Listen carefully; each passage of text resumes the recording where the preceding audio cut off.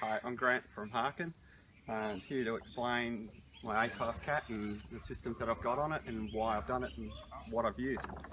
I'll start off with the main sheet. With the main sheet I've used 57mm T2 blocks at the back.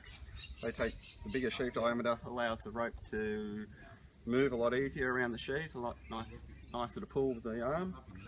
And we have to go to 57 because the 40s are just a little bit too light for the main load working areas here. Then we can break down to 40s. Now I've gone for the cascade system that was invented by, well, actually I don't quite know who it was invented by, but Andrew Landenberger was a man that sort of pioneered it here with the A-classes. And then we've gone to a 3-to-1 at the front. And what we've used at the very front is a little custom block that I had made up, which was a double 40mm with a ratchet on one side, so we get a full almost 180-degree turn on the ratchet rather than having a little 45-degree one on there on the smaller block at the bottom. And we just have a little elastic to hold the main sheet up to stop it from catching on the rotation arm. Sorry. So the double block on the main sheet at the very front is the sort of semi-custom one I got made up, which had the ratchet on one side, 40mm in diameter. It's the stock standard line pretty much now. The code number for it is HSB 411. It's a great little block. You just put it around the mast, a little strop, and you know she's ready to go. It's just a little glamour block. It keeps the system all very nice and clean and tidy, and very useful, user friendly. So what I've done is put all the control lines that are normally here on the top.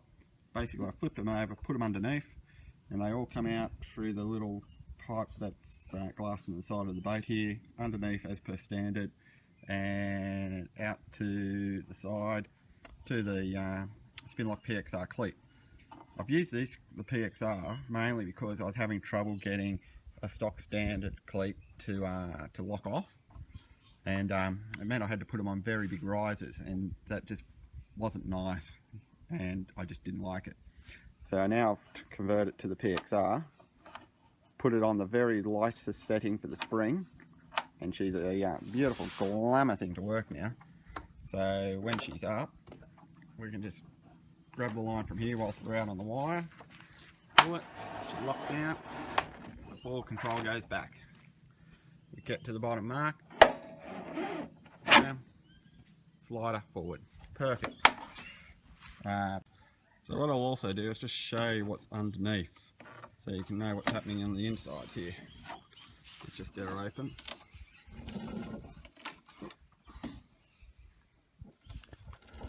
So there we go. So we've got the spring going forward to the cheek block, back onto the slider.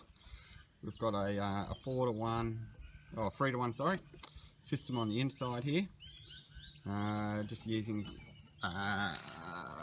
little 16mm sheaves underneath a little carbon plate.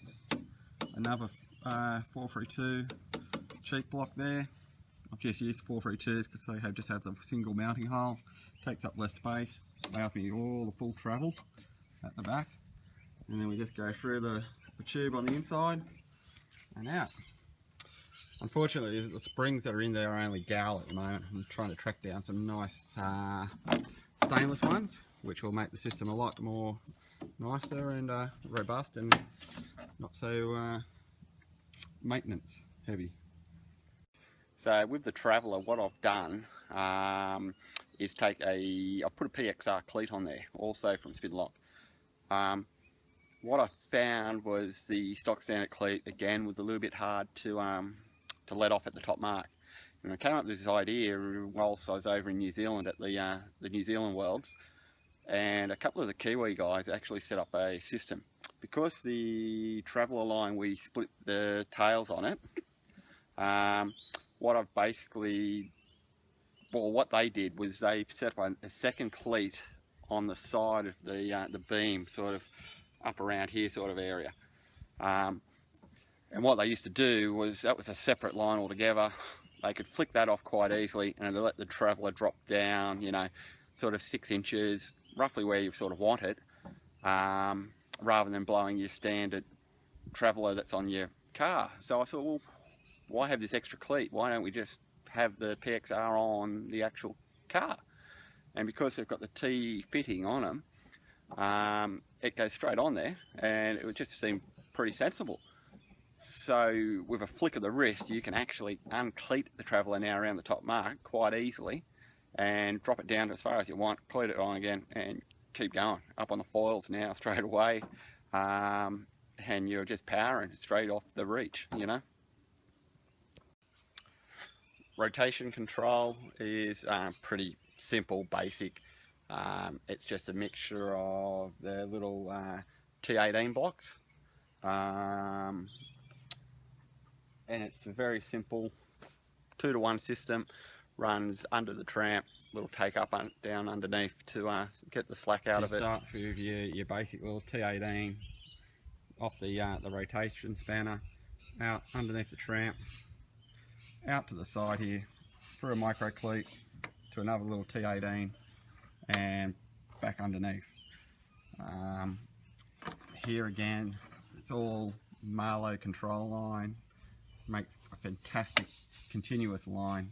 I'm actually in love with this rope. I think it's fantastic, hence why I use it. Yeah, geez, that's pretty simple and straightforward. I'll get to the underneath the boat because there's a fair bit happening under there. Yeah, she's a stock standard system. Inside the rig, there's your standard cascade system going down simply to a micro cleat at the bottom here. Out the side to a 29mm T2, back in, and what I've done is I've just kept it as standard, running forwards, running backwards inside with a little take-up system inside there. Downhaul, I've used a 40mm T2 at the top. We did have 29s on there. Again, they were tending to be a little on the light side, and whilst it would work for, you know, a good 6 months, then I'd need to replace the block, and I just hate doing that. You know, we want it to be reliable as possible. Again, bigger sheath diameter, easier to pull on the arm. I've set up a little quick release system here with the soft shackle, so you simply do that and she's off. Very simple, very quick, great for when you're coming back into the beach. Well, that's my baby. Thanks for watching. I love this thing. I love this whole foiling generation that's starting to happen now. I think it's a great positive thing. We've seen guys pretty much sitting in on the side of the boat in heavy breezes, pretty much foiling or at least skimming. So it feels a lot safer downwind in big breeze than what it ever has. And I just think it's fantastic, and I love it. And I love the A-class, and you got to get out there and get on them. They're a fantastic boat. Thanks.